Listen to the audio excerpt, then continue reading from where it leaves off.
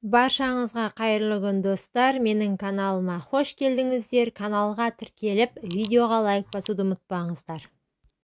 Әлемнің жұлдызы Джеки Чанды білмейтін адам жоқ шығар.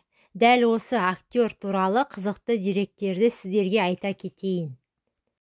Актердің шын есімі Чан Хон Сан екен. Анасы Джеки Чанға 11 ай жүкті болған екен. Ақырында ол дәрігерге қаралып, кесір тілігін жасау арқылы босанған екен.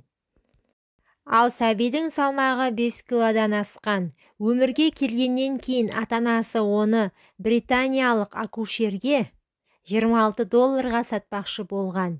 Джеки 7 жасқа толған кезде отбасы Австралияға көшіп келіп, баланы Гонконгтағы мектеп-интернатқа қалдырады. Джеки сол жерде акробатика, актерлік шеберлік, шығыс жекпе-жегі, музыка өнерін меңгеріп шыққан. Бала кезінен Қытай тілін нашар жазып, нашар оқыған. Ол көбінесе ағылшын тілінде сөйлеген. Мектепте оқып жүріп, оқуын аяқтағанға дейін 7 фильмге түссе, осы уақытқа дейін 100-ден аса фильмдерде басты рөлді сомдаған екен. Өзі сомдаған рөлдердің барлығында Джеки Чан ешқандай каскадерді қолданбаған. Қауіпті моменттерді өзі орындап отырған.